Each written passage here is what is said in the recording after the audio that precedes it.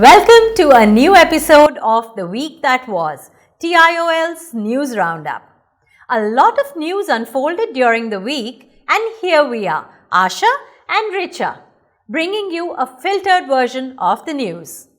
In our first news, we bring you the implications of enhancing the scope of Aadhaar. Can a service provider deny a service for failure to produce the Aadhaar card? Does providing and sharing the Aadhaar card holding encrypted personal details and biometric elements violate the right to privacy? Does the Constitution of India even guarantee a right to privacy? Even as the debate continues, the government has made it mandatory for an entrepreneur to provide Aadhaar card details for registration of a startup. The online registration form cannot be submitted unless Aadhaar credentials of the promoters are validated. Can the government make the Aadhaar card compulsory? Does this violate the Supreme Court order? The Apex Court has clearly stated this week that the use of Aadhaar card is only voluntary, even as it expanded the voluntary use of the card for access to 4 social welfare schemes promoted by the government. Earlier, the use of the Aadhaar card was only limited to getting food grains and kerosene under the public distribution system and for transfer of cooking gas benefits. However, the Supreme Court did not add the opening of bank accounts to this lengthening list. Banks, following a RBI directive and aggressively demanding the Aadhaar card for account opening, have thus been restrained for the time being. Although eventually the Aadhaar card meant to be India's social security card may be made mandatory, so far it is only voluntary. Coming back to the question of privacy, the Aadhaar card holding sensitive personal details in electronic form is governed by the Information Technology Act, which mandates adequate security of sensitive personal information. However, there is no information on how the government is complying with such rules to ensure data safety.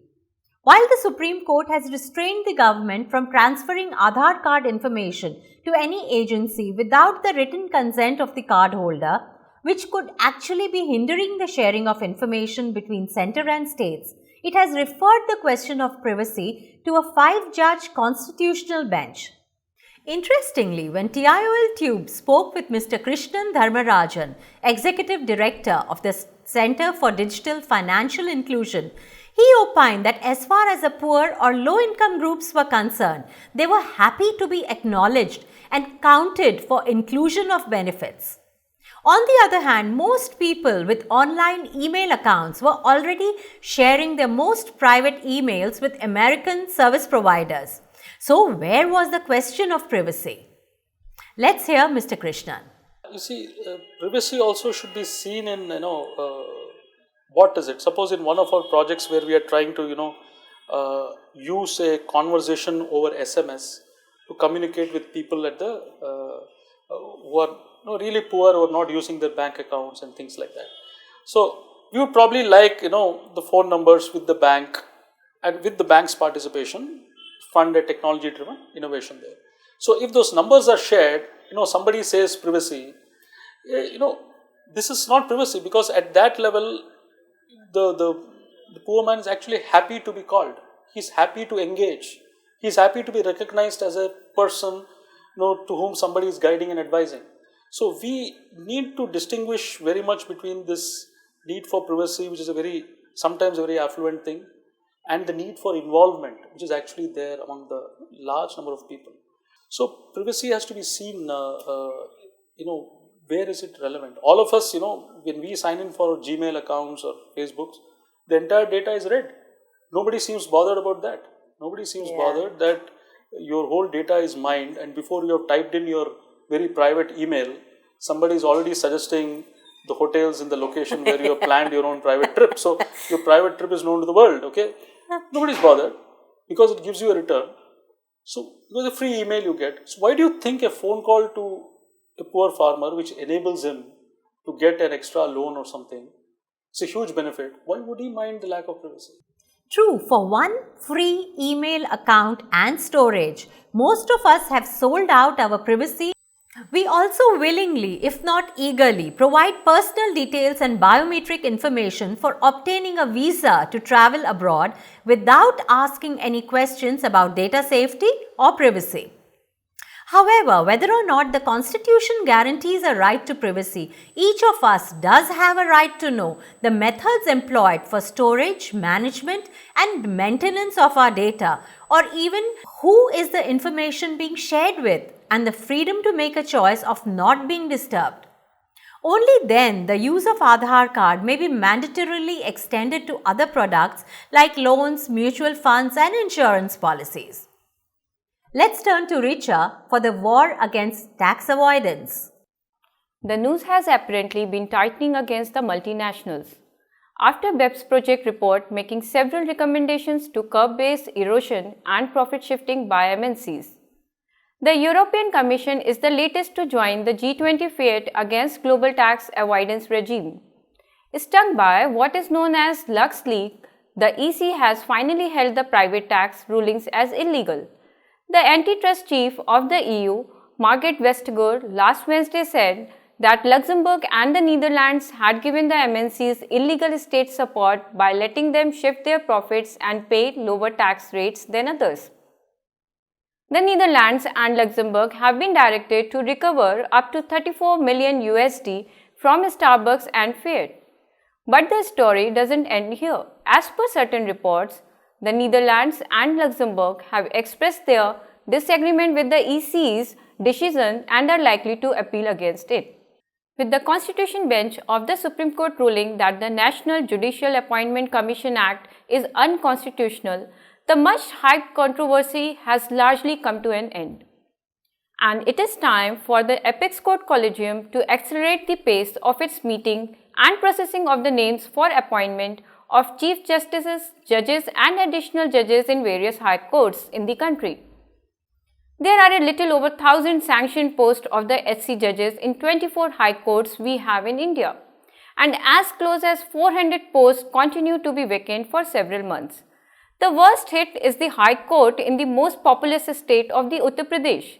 Allahabad High Court has been working with less than 50% of its strength. The situation is equally critical for the post of Chief Justices in many high courts. The fact that Chief Justices are also the administrative heads of the judicial administration in the states. Too many files appears to be awaiting approval from the full-time CJs. At present, as many as 8 high courts are without full-time Chief Justices, and some of them are busiest one like the Bombay and the Gujarat High Courts. Let's hope the Ministry of Law and the Supreme Court Collegium speed up the process to make appointments in the right earnest. Let's move to Asha for black money in the mining sector. The rich mining sector has come under the scanner of the income tax authorities after being probed by the SIT constituted by the Apex Court. The Income Tax Department has found that the production and closing stock figures of major mining companies as submitted in the tax return were different in the mandatory statement filed with the Indian Bureau of Mines. The Central Board of Direct Taxes has hence initiated a detailed scrutiny of most exploration and production mining companies across the country. The department has ordered all tax offices, especially where the iron ore and manganese mining companies are assessed, to conduct special searches or audit of these businesses even when such discrepancies relate to previous year's returns. In keeping with the suggestion made by the SIT on black money, the government is now keen to check tax evasion and black money generation in domestic businesses, from where it is laundered to create tainted assets or stashed overseas. Many of these mining businesses had figured in the report by the MB Shah Commission, which was constituted to probe illegal mining in the country. Let's turn to Richa for the ease of doing business. How do our revenue boards see the media in their overall plan to reach out to the common taxpayers? Do they have any sort of media guidelines? Our revenue policymakers and field officials really interact with the media persons when it comes to mega policy decisions. We are being on some occasions we are being very unfairly criticized. What has to be the response on what do you respond and what is the content, all that is absolutely nebulous. When we have to file a story, what do I do? I always depend upon private advisories. We didn't have any instruction how to deal with media, so we acted on in our wisdom, it was good. One for all and all for one is a team player's mantra which has been adopted by the Indian states. Following the World Bank report on doing business, states were individually ranked for ease of doing business practices. These competing states have now become together to share their best practices and ideas in reforming India's business environment and ranking on this index. India was ranked 142nd from 189 countries. A meeting chaired with the states by the Cabinet Secretary P.K. Sinha discussed the implementation of essential business reforms. Earlier, in December last year, the Department of Industrial Policy and Promotion had provided states a list of 98 best practices parameters to be implemented within 6 months. However, only 32% of the proposed reforms were implemented, with each state having done well on different parameters. Most states need to work on infrastructure and improving connectivity. For improving next year rankings, the department has prepared a set of 334 questions for states on the steps implemented. An online dashboard shall be launched to track real-time rankings of states based on the number of reforms completed. To check the possibility of false claims, industry representatives will be able to provide live feedback on this portal. Insurance businesses in India need to be Indian-owned and controlled. The Insurance Regulatory and Development Authority of India hence announced on Monday that the total foreign direct investment in India Insurance Company was capped at 49%. The regulator also announced that the majority of directors, excluding independent ones, must be nominated by Indian promoters. Even the key management personnel, including the CEO or MD, must be appointed through the board of directors by the Indian promoter. In case key management persons, excluding CEO, are nominated by the foreign investor, the company's board of directors must approve it. New insurance companies will need to comply with these norms before registration. Existing insurers were given 3 months to comply with these norms. Extra time of 3 months to rework shareholders' agreements may be granted for valid reasons. Let's go to Asha for changes in TP rules. The Central Board of Direct Taxes has amended the transfer pricing rules for determination of arm's length price to allow the range concept and use of multiple year data. The provisions of the Income Tax Act relating to determination of arm's length price for international transactions and specified domestic transactions were amended through the Finance Act 2014 to align Indian transfer pricing laws with international best practices and, more important, to clear the disputes pending on the same issue. These amended rules shall be applicable for computation of ALP from April 2014. The range concept, when applicable, shall begin with the 35th percentile and end with the 65th percentile of the comparable prices. Transaction price as shown by the taxpayers when falling within the range will be accepted and no adjustment will be made. The use of multiple data will allow yearly variations to be averaged out, thereby adding value to the transfer pricing analysis. Let's move to Richa for some good news for e-commerce portals. The Kerala High Court has ruled in favor of the e-commerce portals and quashed the tax demand imposed on these online traders as illegal. The Commercial Tax Department had imposed a penalty of Rs 49 crore against online traders like Flipkart, Myntra, Jabong for violation of state tax laws, mainly the Kerala Value Added Tax Act. The High Court held that the real nature of the transaction was not clear, whether it was an interstate or an intra-state transaction, and there was no material to suggest that the returns filed by these online sellers were rejected by authorities. This comes as a big relief to the online portals. It is known that monkey is the ancestor of humans and the grey wolf is the ancestor of dogs. But do you know where the 1 billion dogs alive on this planet today came from and when? Well, a large study of dogs around the world has indicated that the origin of dogs dates back nearly 15,000 years ago and lies in Central Asia, including Mongolia and Nepal, the place where all the dogs alive today come from. The scientists Laura M. Shannon and Adam R. Boyko at Cornell University, along with an international group of other scientists, studied the DNA or genetics of the purebred dogs as well as street dogs, which make up about 75% of the dogs on this planet.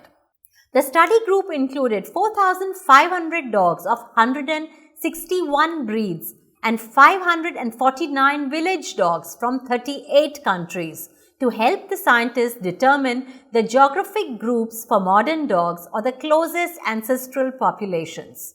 Results indicated that Central Asia is the origin, the home of dogs, just as the origin of modern humans is located in East Africa. This origin dates back nearly 15,000 years ago. Now for some Punjabi tarka in Canadian dal. And now finally, Punjabis are an integral part of the Canadian panorama, and they are adding Punjabi tarka to Canadian dal. They are taking on positions of power in their adopted country. Out of 43 candidates of Punjabi origin contesting the 2015 Canadian polls, 19 were elected into the Canadian Parliament. Of these, 15 Punjabi Indians from the winning party represent more than 8% of the 184 Liberals that ousted the Conservative Party rule after 10 years. The Punjabi card helped the Liberals go past the 170 mark needed for a simple majority. Currently, Indian Canadians make up 3% of Canada's population of about 35 million. These Punjabis are thrilled and appreciate the country for having accepted them so completely by allowing them to set up base, build a new life, raise their families, and now for allowing them an opportunity to contribute. On this note of gratitude, we conclude this bulletin of the week that was. You may write in your comments, counsel, criticism, and even news at editor@tiol.in. You may even subscribe to TIOL Tube to remain updated on our new posts. Have an abundant weekend.